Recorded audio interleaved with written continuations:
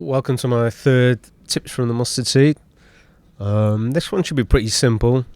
I'm thinking about the third track on the album, Old Town Bells, which is like a really folky sort of track led by like acoustic and mandolin that Connor plays. And what did I kind of like learn from recording this track? I think the thing I struggled with was the arrangement. It's like, is it going to be an acoustic track? Is it going to be a band track? Or is it going to be something in between? I think quite early on, Connor said he didn't think he should have bass on it. So we recorded his mandolin, which is like really nice and kind of is a big like important part of the sound. And we've got like sparse drums and percussion on. But then it was like, without the bass, it was sounding too sort of like jangly or twee or something like that for the song. So it's like, well, what do you do if you haven't got bass?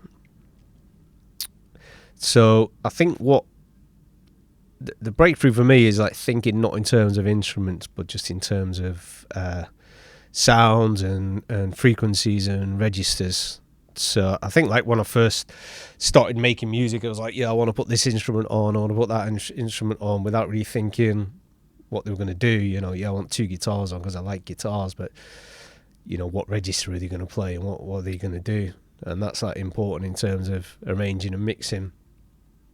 So with this one, like, it got to the point where I was like not thinking about instruments anymore and just thinking it needs, although it's not going to have Connor's bass guitar on, it needs something low down to stop it sounding too kind of like jangly and maybe like a little bit upbeat.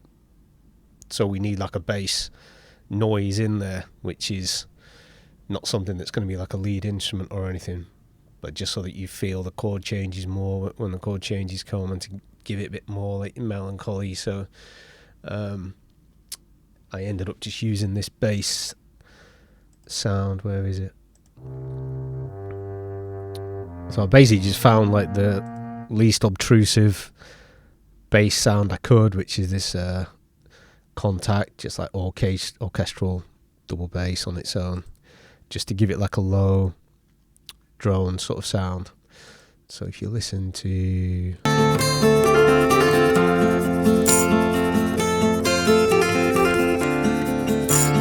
be able to hear it. Turn it up.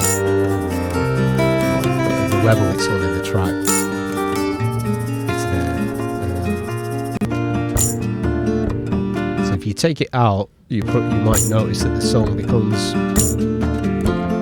I feel like it becomes brighter. But with this, it's got a bit more like depth and melancholy. I feel it like accenting the chords out more. So yeah, it's nothing mega technical, but just to think in terms of like the spectrum of sound and what it's doing, rather than just individual instruments. So yeah, that is my like thing that I learned from doing this song. So if you have any similar things that you've experimented with or comments, let me know. And yeah, I'll see you next time.